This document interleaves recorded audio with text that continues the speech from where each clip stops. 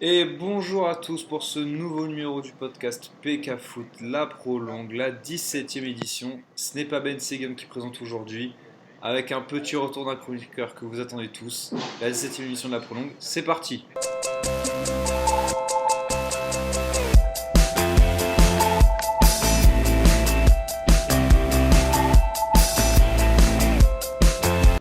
Et oui, comme je dis dans l'introduction, il y a le retour d'un chroniqueur. Cela fait quelques émissions qu'il n'est pas là. Je crois que ta dernière apparition remonte au Mercato, je crois, Mounir. Ouais, Comment vas-tu? c'était ça, c'était pendant le mercato. Moi, ça va très bien. J'espère que ça va bien pour vous, les gars. Je suis de retour, donc on va arrêter les blagues, hein. C'est parti. On s'y met sérieusement. On espère en tout cas que tu as toujours gardé ta forme, toujours ton franc-parler, car on sait que l'OM est un peu coup-ci coup-ça, mais on a besoin de t'entendre là-dessus, car on peut penser que tu as toujours quelque chose à dire sur ça. Ah, bien Darin, comment sûr. tu Bah vas? moi ça va très bien, je suis content de retrouver Mounir qui vient pour la première fois de la saison alors que l'OM n'a pas gagné, donc il est courageux, c'est bien. Il affronte ses peurs et puis bah, j'ai hâte de faire l'émission avec vous, hein. Et on D'ailleurs, notera que Ben a fui. Ben a ah fui Ben, avec les têtes de Lyon, hein. malheureusement qui n'est pas là. Alors, Il a Ben, fui tu te un peu caches où? comme l'attaque de Lyon face à Nantes, on pourra dire ça Ouais, comme ça. comme Jean-Lucas. Ah, exactement, hein, Lyon qui se porte un peu mal en ce moment, donc peut-être qu'il n'avait pas voulu se porter en avant pour la prolongue aujourd'hui. En tout cas, on le retrouvera peut-être plus en forme si l'OL gagne un match à Leipzig, mais bon, ça j'y crois moyen. Euh, Darin, on va aller au sud de la France, non pas pour Marseille, mais à un petit club à côté. Enfin petit, ouais, c'est un euphémisme. Tu avais un coup de gueule là-dessus.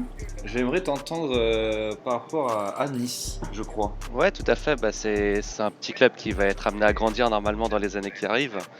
Et parce qu'il y a bon, des nouveaux investisseurs comme on le sait, qui ont eu de nouvelles recrues comme Dolberg. Et le pauvre Dolberg, bah, il a eu une petite mésaventure, on lui a volé sa montre dans le vestiaire. Alors moi honnêtement je vais être franc, quand j'ai lu la news, je me suis dit bah c'est encore le coup d'un gars qui transite un petit peu autour de l'équipe parce que bah, c'est vrai qu'un vestiaire c'est facile de voler parce qu'on sait que pendant les matchs ou pendant les entraînements on sait que les joueurs ils sont pas dans le vestiaire, donc c'est le moment idéal pour faire ça, se faire ce genre de larcin. Mais au final mon coup de gueule vient du fait que c'est même pas un gars du staff ou un ami du staff ou autre, ça vient de Diaby Oh, ça aurait Fadiga. pu être un attendant Ouais, au PSG, je crois que ça s'était passé. Au exactement, basket, au il y avait eu PSG un ça cas arrive similaire souvent, à Dijon. tout à fait. À Dijon, il y a eu un cas similaire au basket il y a quelques années. Où là c'était un joueur aussi qui avait fait ça et c'est dommageable, on va dire. Vraiment, moi pour ma part, je trouve pas l'intérêt. Mais Bah ouais, non mais voilà. après c'est ça, enfin pour eux ça reste un travail et tu vas entre guillemets au boulot, on te vole tes affaires, bah t'es pas super serein, c'est pas un super environnement. Et là ça vient même pas de quelqu'un du staff comme ça a été le cas au PSG comme tu l'as rappelé, mais ça vient de Jaby Fadiga, donc voilà c'est un peu mon coup de gueule de se dire que ce jeune il est commencé à faire un petit peu son trou. Alors certes, pour l'instant son salaire est très loin du niveau de salaire de Dolberg ou même du niveau du prix de la montre, mais c'est pas une raison. Enfin le mec se plombe tout seul et va sûrement être licencié. Mm. Bah, c'est vraiment bête pour lui et c'était mon coup de gueule de la semaine. Et sa carrière, du coup, va en prendre un sérieux coup parce que forcément, tu as cette étiquette, hein. C'est très compliqué de s'en détacher. Et du coup, moi, par rapport à ça, c'est un coup de cœur, entre guillemets. Moi, c'est la banderole du coup des supporters de Nice au match contre Lille samedi. Ça m'a fait rire, c'était Lamine. J'espère que tu as ta montre pour aller à Pôle emploi lundi ou quelque chose du genre. Ça m'a fait rigoler parce que voilà, je trouve qu'ils ont bien tourné ça en dérision. Ça peut être plus violent, je trouve, mais au moins ils ont assez bien tourné ça en dérision. Mais moi j'ai un coup de gueule qui n'est pas en France, qui n'est pas en Europe, qui est au Qatar. Alors, il y en a qui disent mais Ah, qu'est-ce que à tu Paris. alors, on peut penser, on peut penser qu'on va parler de Paris parce qu'ils ont fait un match horrible contre Reims. Mais non, on va parler du championnat d'athlétisme. Et pourquoi on va parler de l'athlétisme alors qu'on est dans une émission de foot? C'est qu'en fait, c'est en ce moment à Doha, on va parler de plusieurs choses. On va sauver le public, c'est que tout le monde s'en branle du sport au Qatar, puisqu'il n'y a personne dans le stade d'athlétisme. Le 100 mètres, qui est un peu la catégorie reine de l'athlétisme, a accueilli à peine 5000 personnes dans le stade, dans un stade de, je crois, 60 000 places. Ce qui est assez ridicule. Et en plus de ça, les premiers jours, du coup, il y a eu tout ce qui est marathon, marche avec Johan Diniz, etc. Enfin bref, pour ceux qui ne connaissent pas. Et tout le monde s'est plaint des conditions climatiques, pourtant ils ont essayé de faire ça de nuit, comme quoi il y avait quasi pas d'air à respirer, c'était irrespirable, le taux d'humidité était beaucoup trop fort, et que quand tu rentres dans le stade, forcément après l'épreuve pour terminer, tu rentres dans le stade, c'est un peu une habitude qu'ils ont pris ça, et bah tu as encore une énorme différence de température puisque les stades sont climatisés. C'est par rapport à la Coupe du Monde qu'ils ont fait ça. Et du coup, il y a plein de marathoniens ou de marcheurs qui ont fait des malaises. Et donc, les chiffres 16, c'est moitié des coureurs qui ont abandonné l'épreuve. On peut se dire, selon si les marathoniens et les marcheurs tombent comme des plumes comme ça va être quoi pour un effort qui va être plus intensif à moins long terme, on va dire, pour le foot, mais qui est assez intensif sur le moment, ça va être quoi pour les footeurs en 2022, parce qu'on sait que la prochaine Coupe du Monde c'est au Qatar, où les stades sont climatisés, je comprends pas, tu vas avoir 4 pros fraîcheurs par match, ça ressemble à rien du tout, les mecs vont être cramés au bout de 30 minutes par match, tu vas avoir un match, tu vas avoir en Angleterre-Croatie par exemple, ça ressemblait à un match de Ligue 2, moi je suis désolé, et s'il y a personne dans le stade, pour moi c'est pas bien, donc au niveau de l'attrait c'est très compliqué. Ça nous donne une chance pour gagner la Coupe du Monde parce qu'il n'y a que N'Golo Kanté qui pourra jouer. Exactement. Et du coup, ça fera pas mal de buts. Ça. Et là, et en plus, pour revenir à ton chiffre des 5000, pour donner une petite perspective, Monaco, on se fout souvent de leur gueule parce que leur stade est entre guillemets vide. Mais même Monaco, ils arrivent à faire 6-7 000 personnes, ce qui est rien entre guillemets. Mais donc, c'est pour ça, pour dire que dans le stade, il y avait vraiment personne. T'as l'impression qu'il est vide. Hein. Et encore, c'est sur un stade de, je crois, un peu moins de 20 000 places, Monaco. Là, c'était un stade plus grand que le Vélodrome, je crois, si j'ai bien vu les chiffres. Donc, oh, on se calme. Hein. Donc, t'imagines, tu vois un match de l'OM, tu vois 5000 personnes. C'est ridicule. Ça va pas être Europa League, ça. Contre Konyaspor à l'ancienne, mais c'est vide, tu vois. Enfin, c'est vide. C'est pas beau pour le spectateur. Tu vois ça, personnellement, je trouvais ça. Ça fait une très mauvaise pub pour le Qatar et pour la Coupe du Monde à venir. Je pense qu'il va falloir s'inquiéter déjà qu'on a fait beaucoup de concessions pour cette Coupe du Monde. On sait qu'elle aura lieu en novembre-décembre. On parle même d'un rallongement des équipes à la Coupe du Monde qui était une première fois refusée, mais on sait qu'à l'UEFA ils aiment beaucoup ça. Ils veulent mettre à 48 équipes, alors ça ressemble à rien du tout. Ça va être très très compliqué. Bref, Mounir, est-ce que tu as un coup de cœur, coup de gueule ou pas du tout? Ou cette semaine tu n'as rien à dire? Et mon coup de cœur, c'est que les gamers ils le savent, Pokémon va sortir dans 2 mois. Et Pokémon s'est déjà invité dans le foot anglais, dans le futsal anglais pour promouvoir le futsal chez les plus jeunes déjà. Vu que c'est une mascotte, on va pas se cacher, moi je joue à Pokémon, hein, mais bien sûr, c'est surtout les gamins qui y jouent. Hein. Et du coup, avec Pikachu, ils espèrent taper un plus gros nombre de jeunes licenciés. Et du coup, pourquoi pas l'éclosion d'un petit beignet d'air au pays de Wayne Rooney. Hein. C'est vrai. Donc ouais, c'est quelque chose de très sympa que j'ai trouvé. Et j'espère que ça va continuer comme ça. On espère. On va commencer nos pages championnat en évoquant les équipes qui vont jouer avec des champions. On va commencer par l'Allemagne, la Bundesliga. C'est Darin qui avait envie de revenir sur ce championnat.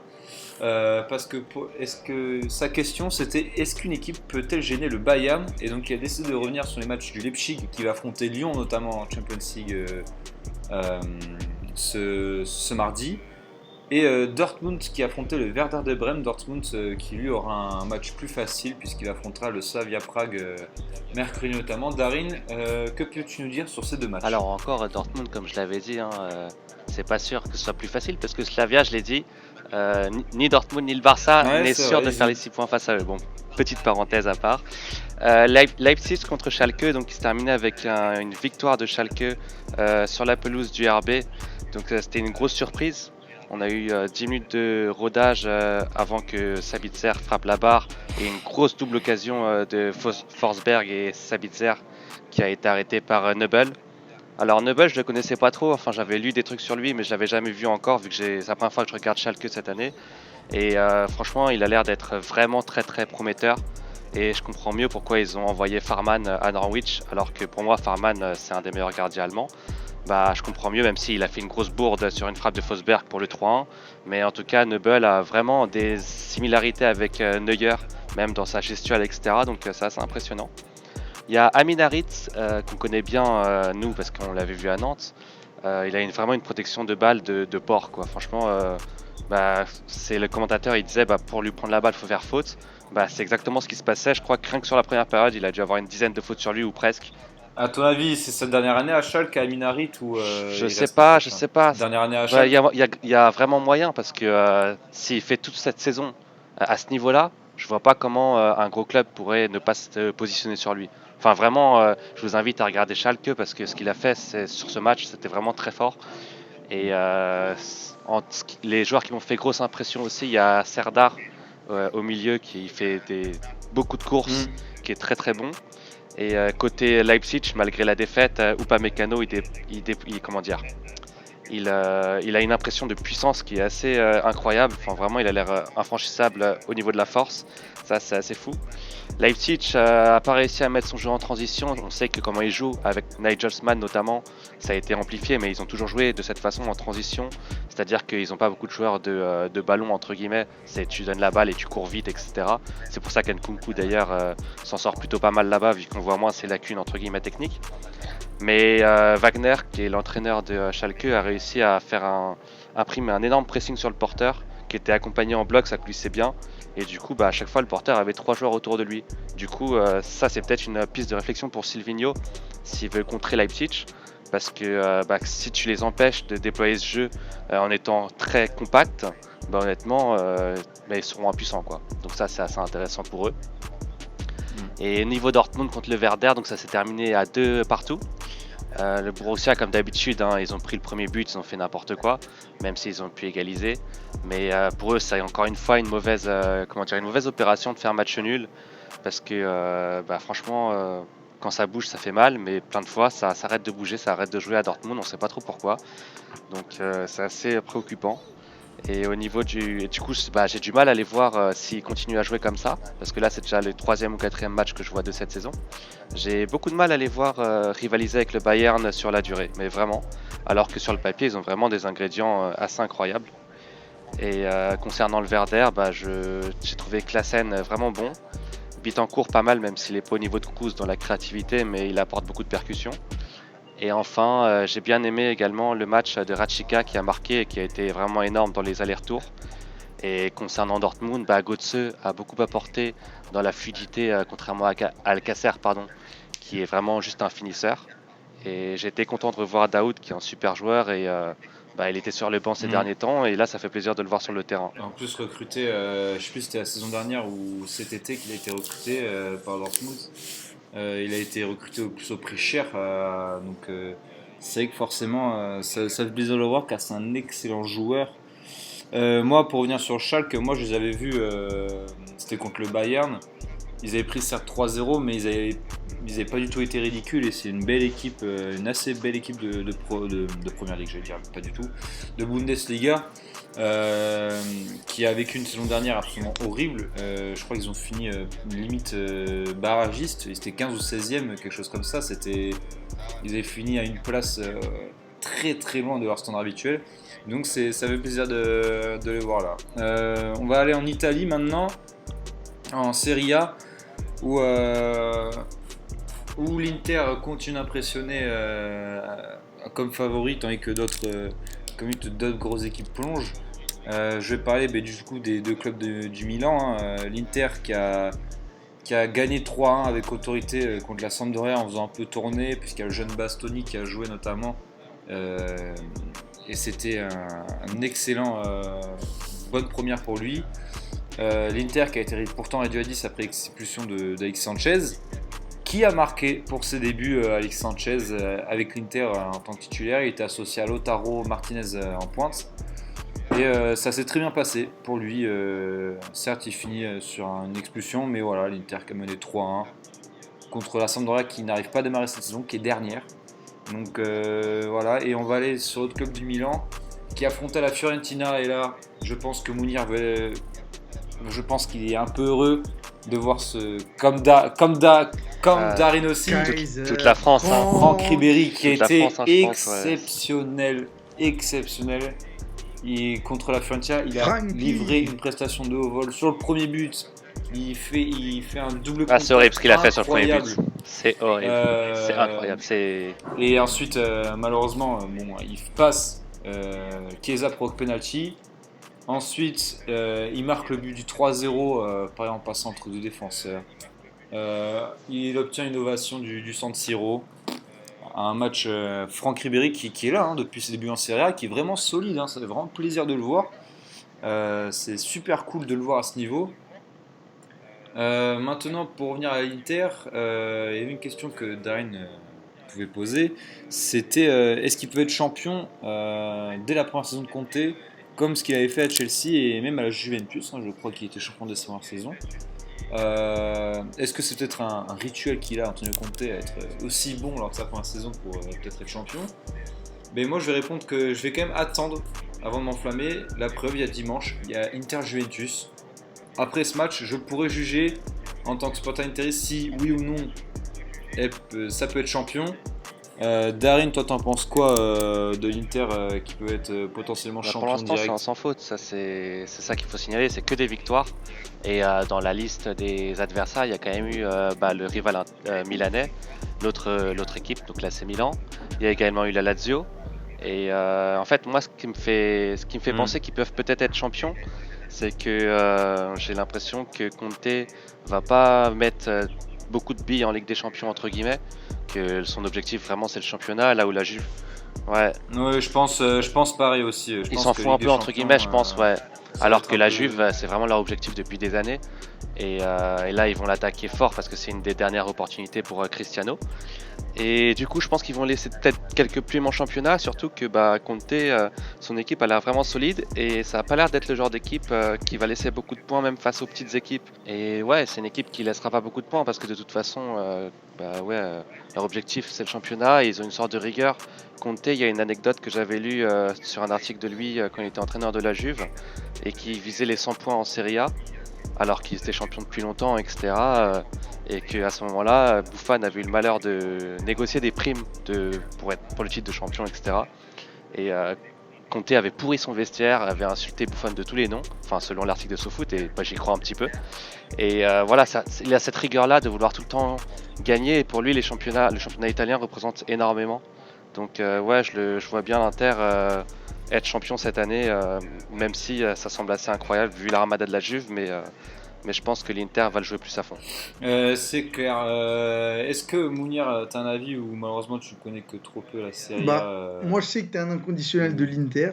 Moi de mon côté je préfère l'AC Milan et je préfère la Juventus.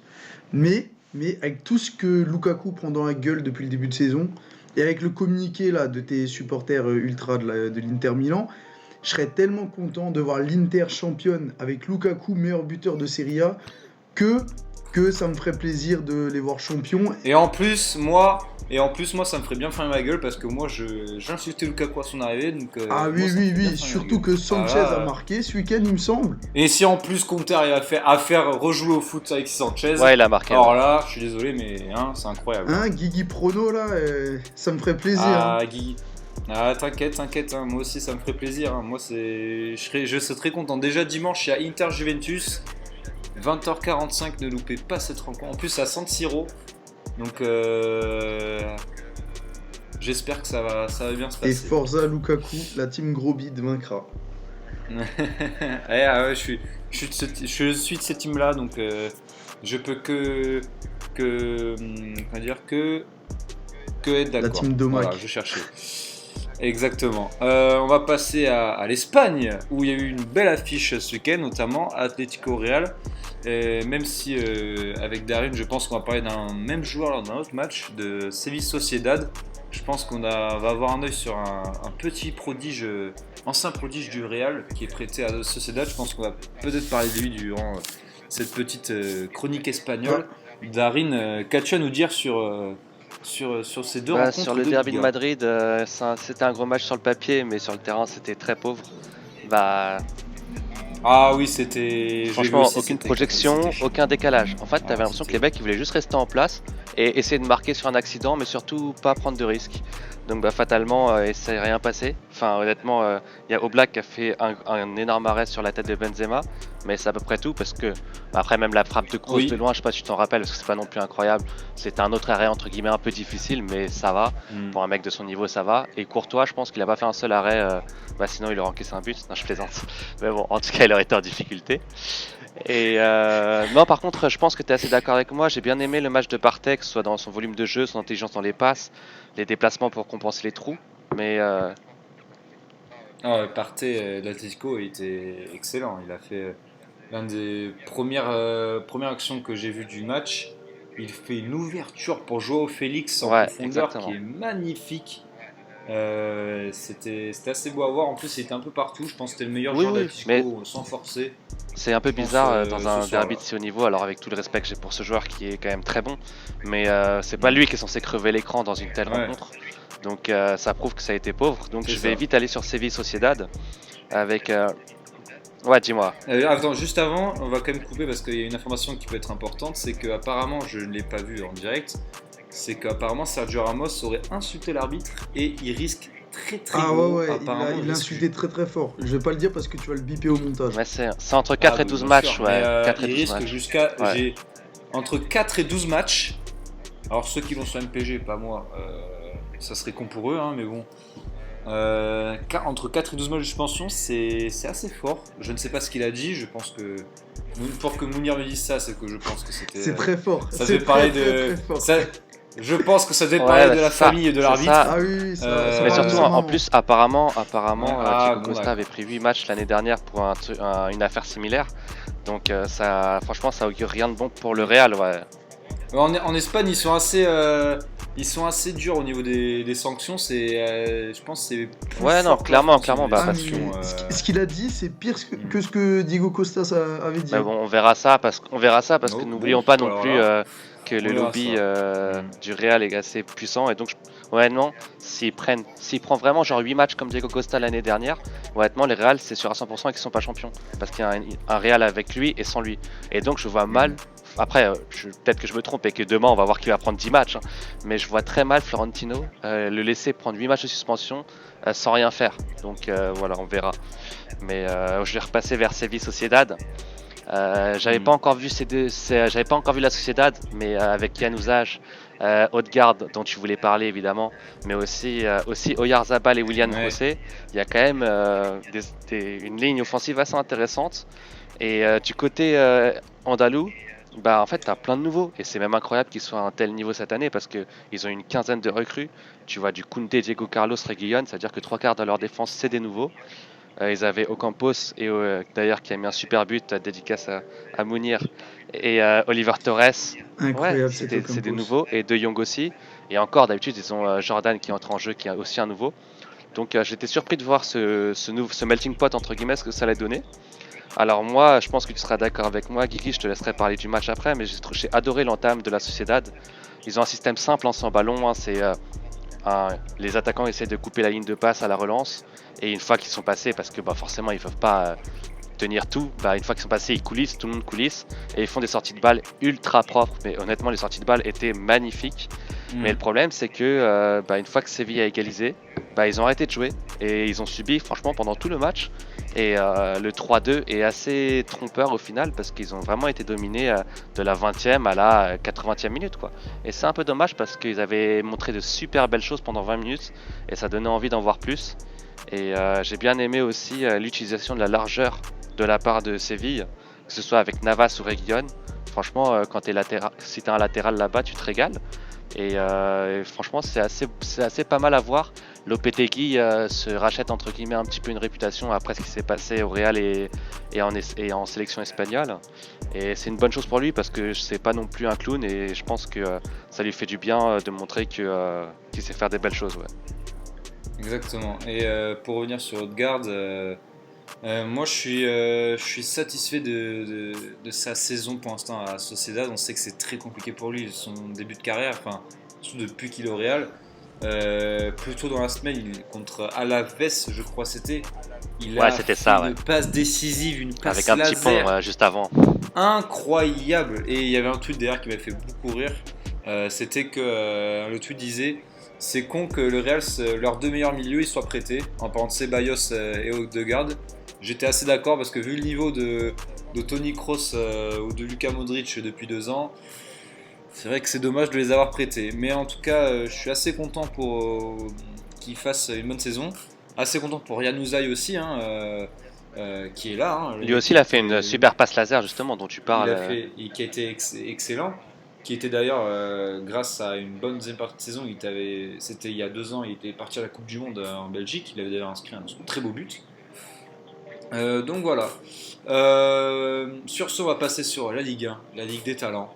Bon, Ben n'est pas là. Je pense qu'il n'a pas envie trop de s'épancher sur le Lyon-Nantes de samedi, où Alban Lafont lui donne des cauchemars, je pense. On va se fouiller sur la semaine du PSG, de l'OM, et Darin a envie de parler de Monaco. Je vais laisser commencer Darin avant de laisser Mounir enchaîner dessus.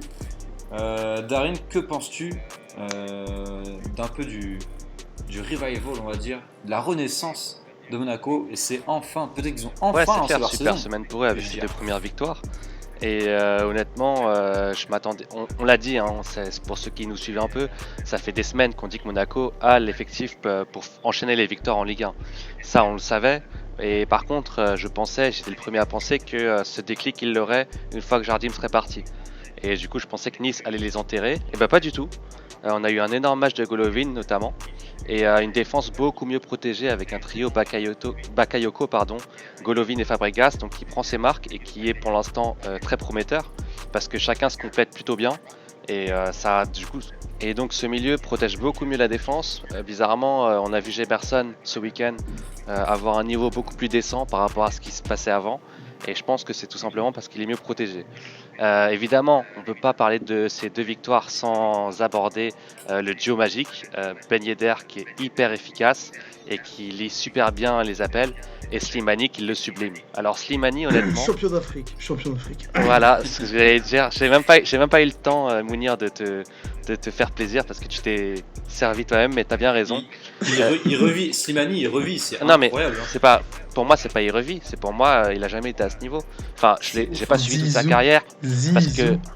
je sais qu'il a beaucoup brillé au Portugal, mais honnêtement je regarde pas les matchs du Sporting, donc je savais pas son vrai niveau. Moi, ce que j'ai vu de lui, c'était quand il était à Leicester, et sincèrement c'était vraiment pas fameux. Enfin, jamais on aurait pu imaginer qu'il allait atteindre le niveau qu'il a actuellement. Alors je sais pas s'il est en surchauffe et qu'il va descendre ou pas, mais pour l'instant sur ses premiers matchs, c'est vraiment le mec, il a un corps de bison, il a des pieds de biche, et c'est incroyable quoi. Enfin, le mec est à la fois physique, technique. En plus, il a une superbe entente avec Ben Yedder, ça marche super bien. Non mais attends, la passe qu'il lui donne, alors Ouais, certes, elle est elle est très incroyable. belle la passe qu'il lui donne ce week-end, mais la passe qu'il lui a donnée en cette semaine là à Nice, mais alors il a Ouais, le temps de se retourner, est-ce qu'il lui donne, mais dans le thème, ah ça non, il la donne à Golovin, pardon, c'est pas à Bender, Oui, c'est à Golovin. Golovin, mais elle est fabuleuse. Enfin, et honnêtement, il fait des choses, je ne pensais pas du tout qu'il pourrait afficher ce genre de performance, ouais. Donc c'est assez incroyable. Et le seul petit bémol, mais ça on s'y attendait, on l'avait dit aussi, donc comme quoi on dit pas que des conneries, c'était que Augustin n'a pas le niveau, et c'est le seul décevant de la semaine.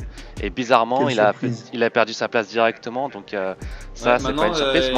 Il fait enfin jouer Baldé Keita. Ouais, Keita. j'aimerais bien voir jouer également un peu plus Henry, parce que c'est un joueur qu'on avait bien aimé en Ligue des Champions. C'était contre le PSG, je crois bien d'ailleurs que je l'avais vu taper des sprints assez incroyables où il a donné 10 ans de plus à Dani Alves. Et j'aime bien ce joueur, enfin un joueur un peu explosif comme ça, c'est spectaculaire. Donc tout comme Keita et lui, c'est des joueurs que j'aimerais bien voir un peu plus. Mais bon, pour l'équilibre, pour l'instant, pour compenser Gelson Martin à droite, il met Ballo Touré qu'un poil plus défensif, ce qui est logique. Hein. Mais en tout cas, Monaco, c'est une belle semaine sur laquelle je pense qu'ils vont capitaliser. Et je pense que leurs ennuis sont derrière eux. Donc, ça va certainement les lancer, je pense. Ça va certainement les lancer. Ouais. Et donc ça donne du sursis à Jardim, mais en tout cas, nous on s'est peut-être trompé qu'on a dit qu'il serait le premier coach viré. Finalement, il va peut-être rester encore un petit peu. Donc à voir. Mais très belle semaine. On va se décaler de quelques kilomètres, toujours dans le sud. Mounir, qu'as-tu à dire sur la semaine de l'OM? 2 matchs nuls, un match à Dijon assez triste et un match contre Rennes où il y a du bien et du moins bon. Comment toi tu peux penser cette semaine de Bon l'OM, alors, toi contre Dijon, match nul logique, hein. On n'a rien montré, on n'a rien fait. C'était du OM Made in Garcia, j'ai envie de dire, c'était éclaté au sol. En même temps, quand on dit s'il prend 4 matchs parce qu'il insulte l'arbitre, il n'y a pas plus con comme motif. Donc du coup, match nul contre Dijon mérité. J'ai rien à dire dessus, à part que Lucas Perrin, il a été pas mal. C'était pas mal. Pour un 4ème défenseur, franchement, c'est 100 fois mieux que ce que Rolando nous proposait, même si Rolando Ballon d'Or, il nous a ramené en finale. Et pour revenir à OM Stade Rennais, à ma vie, je te déteste. Si t'entends ce podcast, ne reviens plus jamais dans mon club, s'il te plaît. Ne remets plus jamais les pieds ici. Mais franchement, j'ai une demande, hein, vraiment à ma vie. Si jamais tu tombes sur ce podcast, je sais pas comment t'es tombé dessus. Regarde tes matchs juste après l'avoir fait. S'il te plaît, regarde-les et dis-moi si, même dans FIFA, tu ferais ça. C'est pas possible. C'est pas possible de faire des trucs pareils. Franchement, c'est du délire. Première mi-temps, Bounassar, 0. 0 pointé. Je voulais plus le voir. Je voulais le tuer, lui et sa tête de ballon de rugby. Il me rendait fou. J'en avais ras-le-bol. Sakai, 0 aussi. Il voyait plus rien sur le terrain. C'était affreux. Le mec, il se faisait tourner, danser dans tous les sens. C'est Lucas Perrin qui sauvait ses conneries. Et là, on arrive à la mi-temps. Miracle. Merci Villas-Boas qui voit ce que Garcia ne voit pas. Il fait passer, à ma vie, de latéral gauche à un nouveau poste sur le banc. C'est le meilleur poste auquel il convient. C'est magique. Sakai, il passe à gauche. C'est tellement mieux. En fait, il doit tellement se concentrer pour pas faire des conneries parce qu'il n'est pas gaucher qu'il fait un bon match. Parce qu'il se concentre. Donc, c'est beaucoup mieux. Bounassar, il repasse arrière droit. Il a du mal à centrer. Donc, du coup, il arrive à défendre. Il fait des bons retours. Il arrive à tacler. C'est nickel. C'est un meilleur ailier droit quand il joue arrière droit que quand il est ailier droit. Cette phrase-là, vous allez vous la retaper, vous allez la réécouter pour la comprendre, mais c'est dingue et c'est vrai. C'est vrai.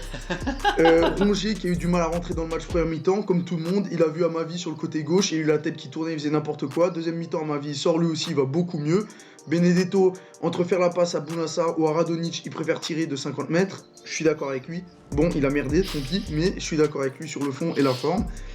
Et ensuite, mon ballon de plomb de cette semaine, je ne peux pas le voir. J'ai envie qu'il dégage autant qu'à ma vie. C'est Nemanja Radonjic, NR7, RN7, vous l'appelez comme vous voulez. Le mec, il arrive pour 12 millions, il lui restait 1 an de contrat, on l'appelait la pépite serbe, il devait signer un Séville, c'est 0 pointé. Ce qu'il fait, je peux le faire. Et Darin, il m'a vu sur un terrain de 5, c'est pas très beau à voir. Alors franchement, Nemanja, toi aussi, si t'entends ce podcast, je sais pas parler le serbe, mais s'il te plaît, comprends ça.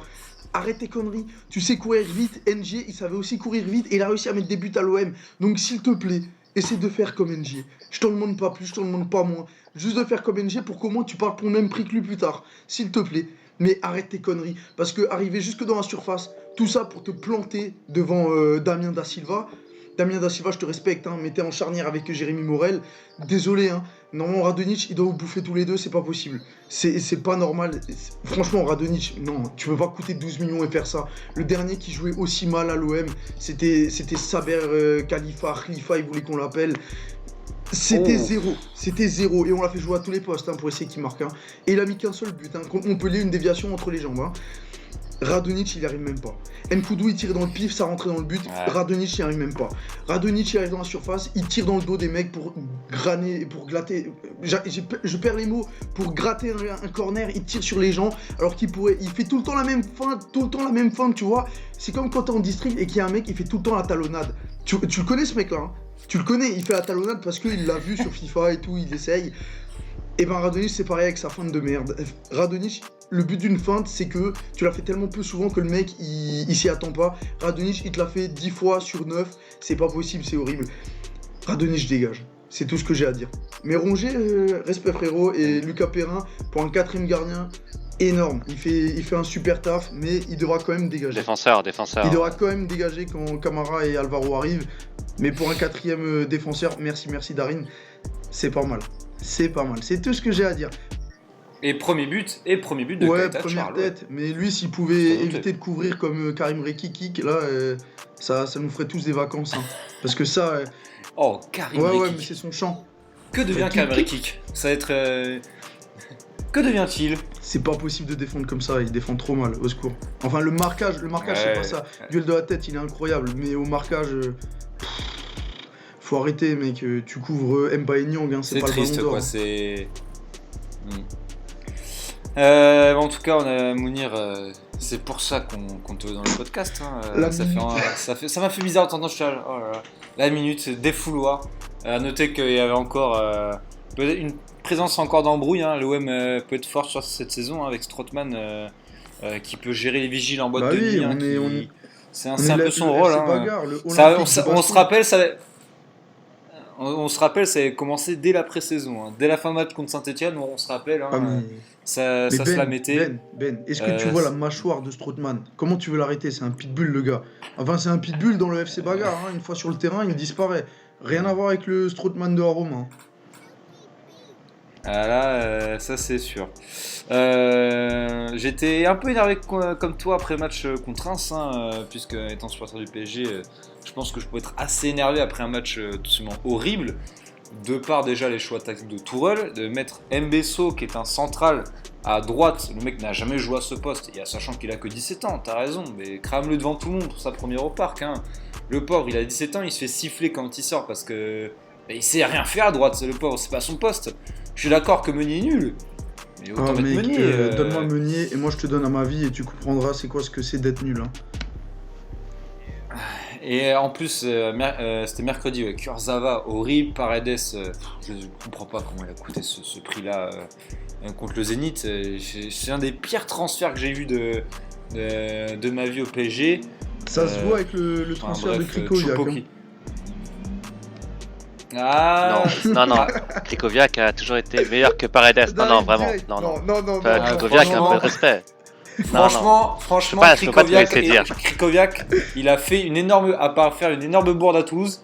Ok, il était pas bon, mais au moins il savait. On n'attendait pas grand chose de lui techniquement, tu vois. Au moins Paredes, là, le mec, c'est compliqué, on va dire. Hein, c'est vraiment compliqué. En plus, devant, il y a un mec comme Pablo Sarabia qui ne montre rien aussi depuis 2 mois, alors que les mecs sont titulaires. Il est titulaire que parce qu'elle est blessée tout le temps.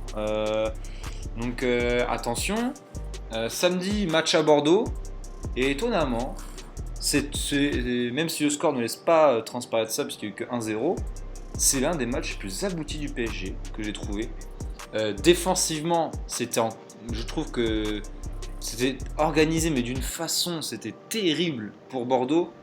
C'est simple, les 14 minutes avant que Wang déborde sur Kurzawa à gauche, ils n'ont pas touché une seule fois la balle pendant 14 minutes, à part Costil, quand il fait ses 6 mètres. À part Costil, quand il fait ses 6 mètres, Bordeaux n'a pas touché une seule fois la balle, ou presque. C'était tellement ridicule. Thiago Silva, en anticipation, toujours royal, il fait un début de saison de feu. Le mec, on dirait, il a 25 ans, il vient de débarquer à l'AC Milan. Et ensuite, en attaque, Neymar, régalade. Et l'entrée d'Mbappé, qui, je pense, voulait se rassurer en prenant des initiatives.